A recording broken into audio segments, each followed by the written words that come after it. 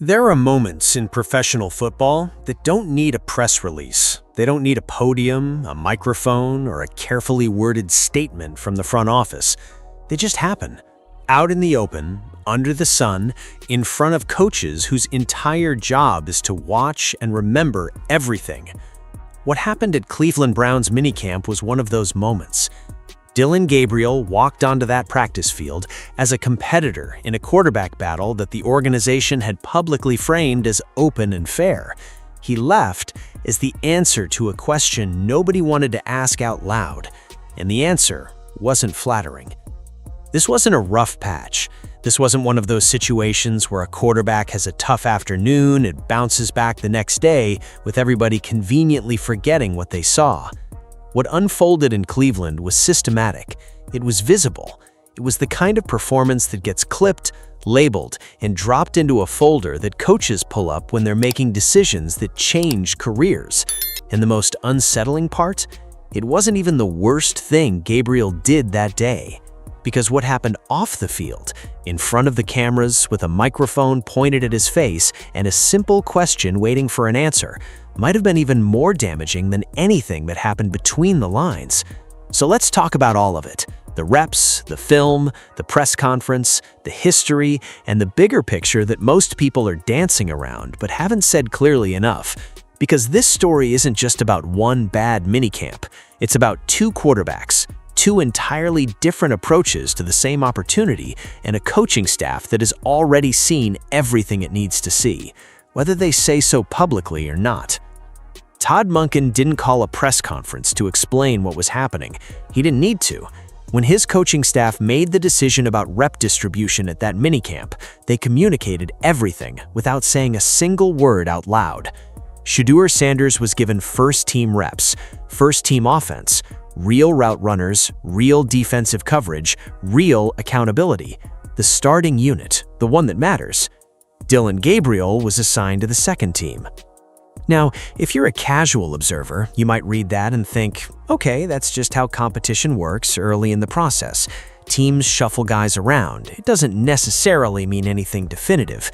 But if you understand how NFL evaluation culture actually operates, you know that rep distribution is never accidental. It is never arbitrary. Coaches do not hand a player the keys to the first-team offense on the first day of minicamp because they're feeling generous. They do it because internally, a conversation has already happened. A quiet organizational decision has already been made, and that decision has a direction. Giving Shedeur the ones wasn't a random rotation call. It was a statement delivered through action rather than words. It was the coaching staff saying, without saying, that they already have a working theory about who their quarterback is, and that theory has a name, and that name is not Dillon Gabriel. Gabriel working with the second team wasn't a demotion in the dramatic sense. It was something quieter and more permanent than that. It was the roster's way of communicating, we already know what we think about you, but we'll let you show us something anyway. And what he showed them made the quiet decision feel less like a theory and more like a conclusion. 6 attempts, 3 completions, 2 interceptions. Let those numbers sit for a second before you move past them, because they deserve more than a quick glance. In a 7-period session designed specifically to evaluate decision-making, rhythm, and ball placement, the 3 things a quarterback absolutely cannot fake in a compressed evaluation window, Gabriel completed exactly half his throws and handed the defense 2 free possessions. That stat line isn't just bad. It's the kind of bad that ends conversations before they begin. It's the kind of bad that a coaching staff sees and immediately stops asking, can he compete for this job, and starts asking, what's the most respectful way to handle the transition? But the numbers, as ugly as they are, don't fully capture what actually happened on that field. The film does. And there is one specific rep that tells you everything you need to know about where Dillon Gabriel is right now as a professional quarterback. He puts a man in motion. Pre-snap, he scans left, scans right. Mechanically, everything looks fine. He's doing the right things with his feet, processing the defense the way you're supposed to. And then the moment of truth arrives. He steps into the throw, and the ball just dies. There's no zip to it, no authority, no conviction. It doesn't cut through the air the way a ball thrown with intent and belief is supposed to. It floats, waffles, honestly, out toward the receiver like something sent from a quarterback whose arm and brain have stopped communicating with each other. And before it even has the chance to reach its target, a defender reaches up and takes it. Clean, easy, almost casual. That defender didn't make an exceptional play. He didn't have to. The ball did most of the work for him by arriving without any of the velocity or placement that would have made the route difficult to defend. In football, evaluators are trained to look past the result and understand the process. They watch the feet, the hips, the release point, the ball flight. And what Gabriel's body communicated on that rep was not something a quarterback can hide with a smile and a good answer at the podium afterward. You can perform confidence in your footwork. You can tell a reporter exactly what they want to hear and make a press conference feel like a masterclass in composure. What you cannot replicate is the split-second conviction it takes to deliver a football into a tight window at the speed and trajectory that makes a defensive back think twice about jumping the route. That requires genuine belief in yourself, in your preparation, in the right to be in that moment. Gabriel's throw said something his words never would. It said he wasn't ready. And football has a brutally honest way of broadcasting that truth to every set of eyes on the field. If the 7-period performance was damaging, what happened at the end of that session was something else entirely. Something that goes beyond statistics and lives in the kind of institutional memory that coaches carry into film rooms and roster meetings.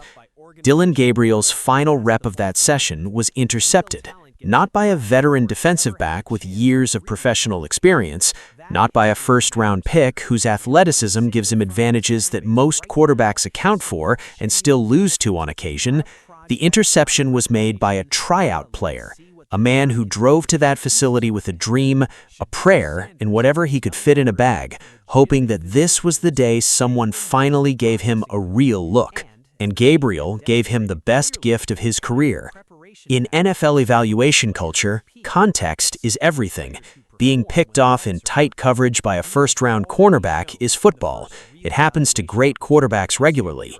Being picked off in a standard read scenario by someone who hasn't even earned a roster spot yet, that is something that gets discussed in conference rooms. That is the kind of rep that coaches pull up in slow motion when they're deciding who gets the next opportunity and who gets a quiet conversation with their future with the team. Gabriel wrote a deeply uncomfortable chapter in his own story on that play, while simultaneously handing a tryout player a highlight that he'll be telling people about for the rest of his life.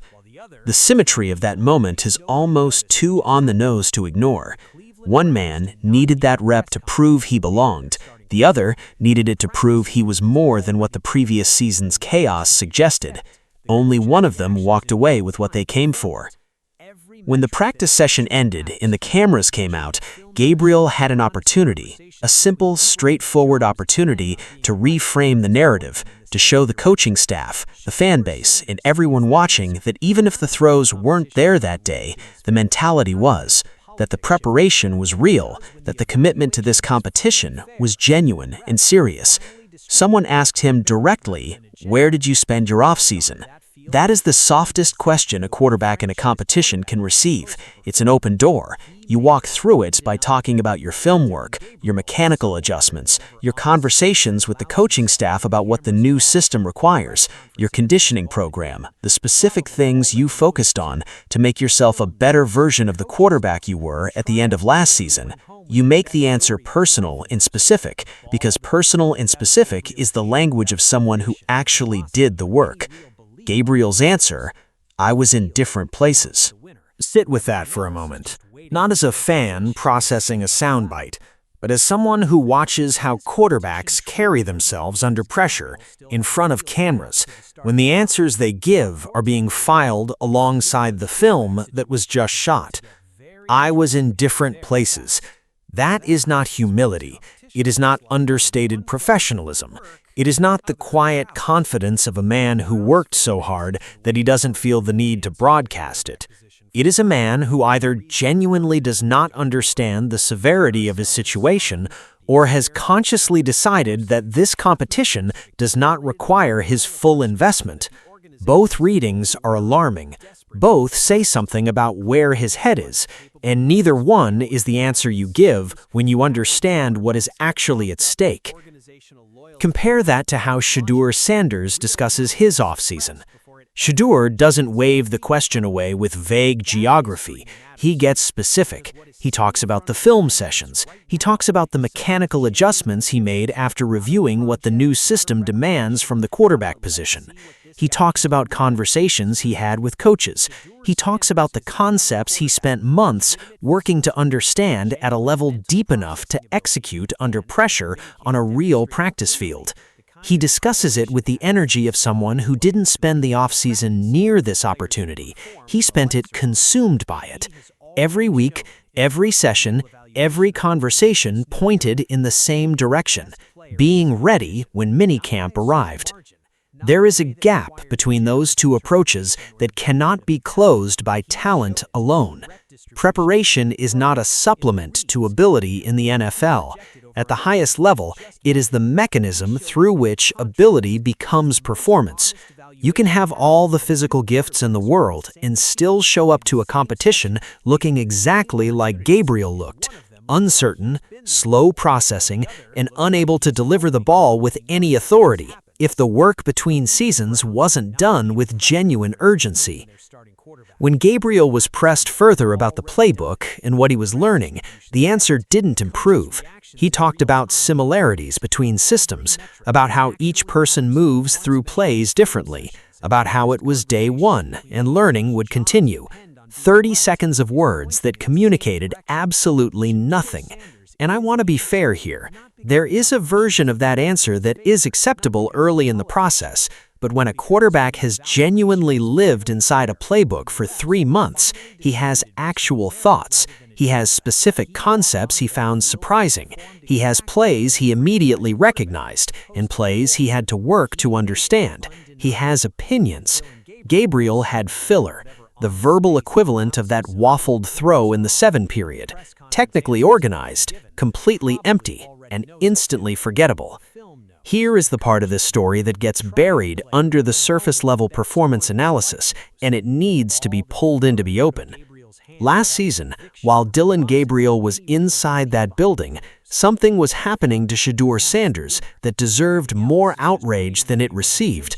Sanders entered Cleveland as a first-round pick with genuine talent and legitimate potential, and for most of that season, his development was quietly suffocated by a coaching staff that had already written the story before the reps were handed out.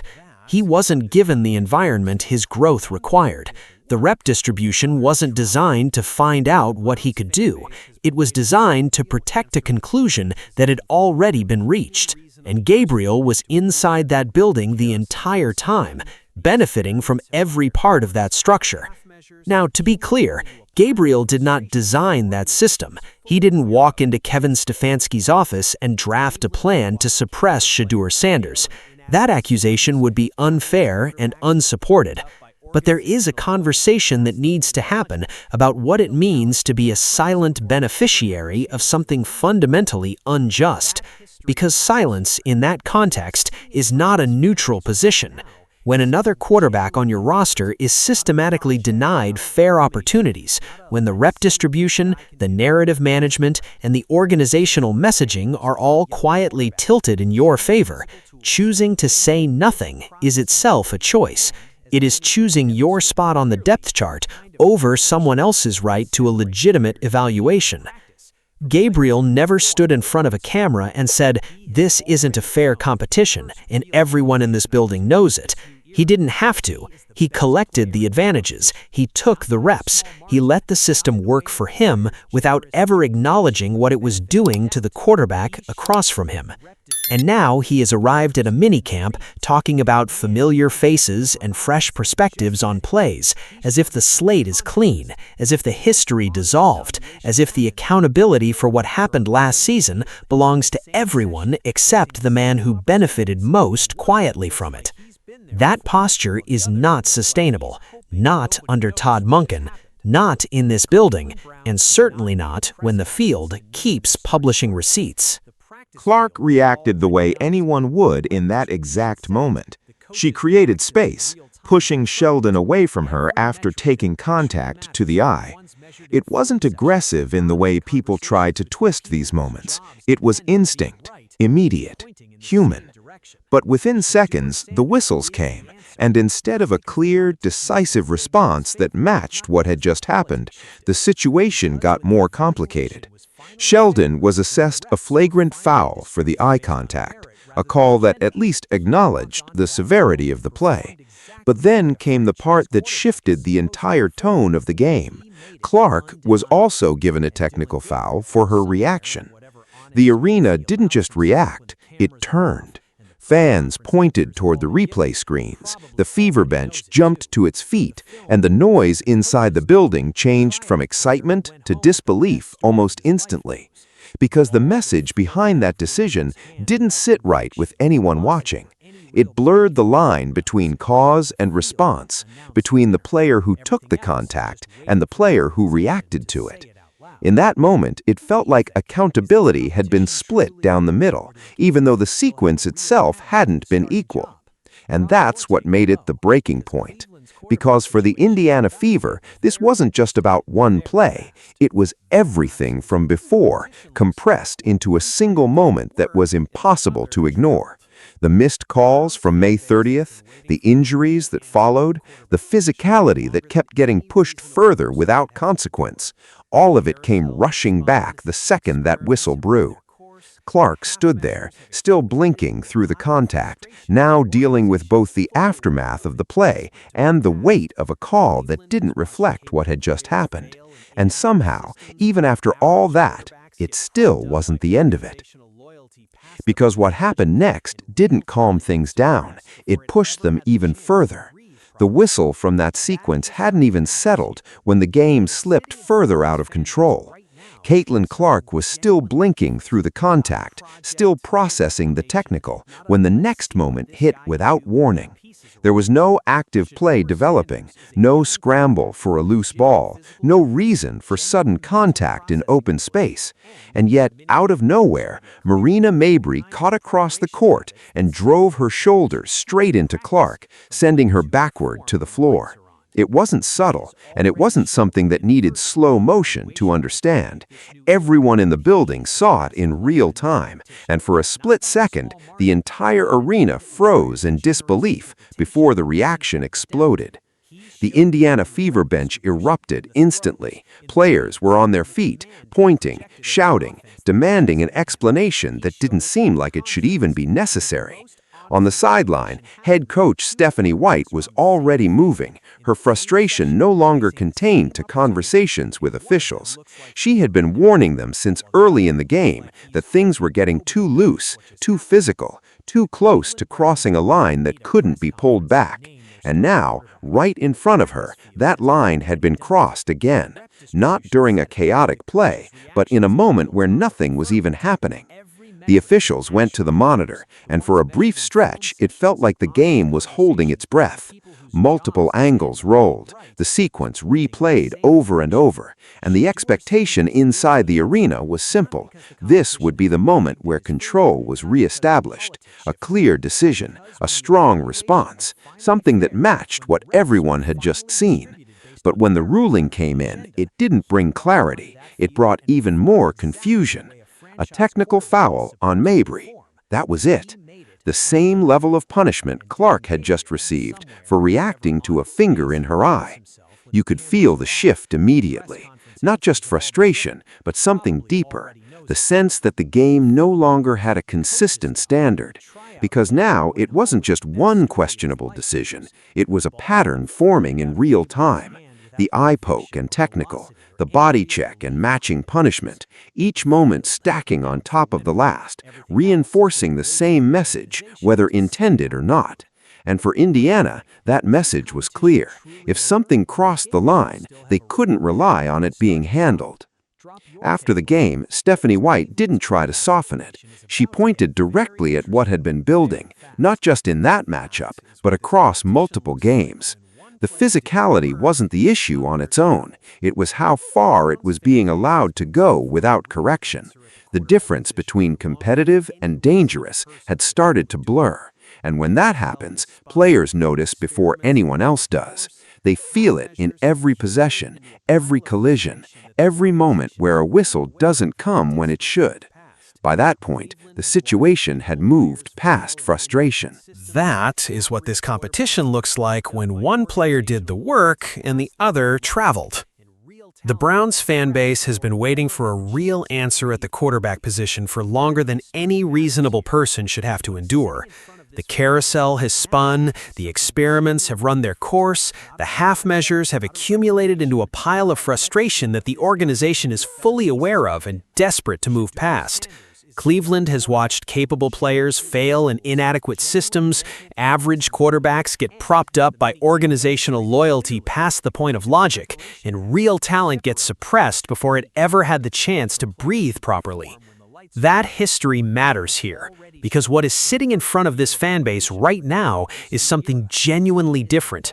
Not a project, not a reclamation, not a let's see what this guy can do with better pieces around him. Shedeur Sanders is a young quarterback with legitimate physical tools, genuine mental processing ability, and, as the minicamp demonstrated clearly, the kind of preparation habits that separate players who peak in practice from players who perform when the lights are on. He has already shown, in the first real evaluation opportunity of this new era, that he is the best player in this competition. Not by a small margin, not in a way that requires generous interpretation or the benefit of the doubt.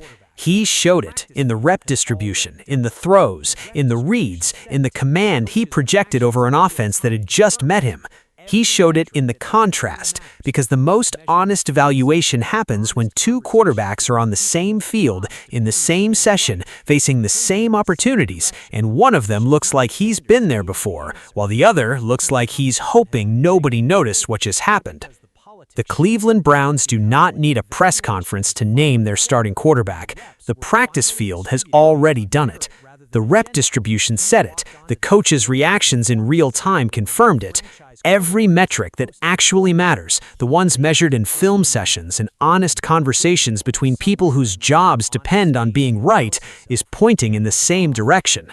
Shedeur Sanders is the answer, not because the competition has been rigged in his favor, not because the politics shifted, but because when the evaluation was finally fair, when the reps were finally distributed based on merit rather than agenda, he walked onto that field and performed exactly the way a franchise quarterback is supposed to perform.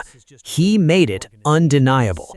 And Dillon Gabriel, somewhere in whatever honest space he allows himself when the cameras are off and the press conference answers have all been given, probably already knows it too. The film knows, the coaches know, the tryout player who went home with the best story of his life knows. The ball that floated out of Gabriel's hand without conviction or velocity or any real belief behind it knows. The field announced the winner. Everything else is just waiting for the organization to say it out loud. What do you think? Is this competition truly over, or does Gabriel still have a real path to the starting job? Drop your take below, because Cleveland's quarterback situation is about to get very interesting very fast.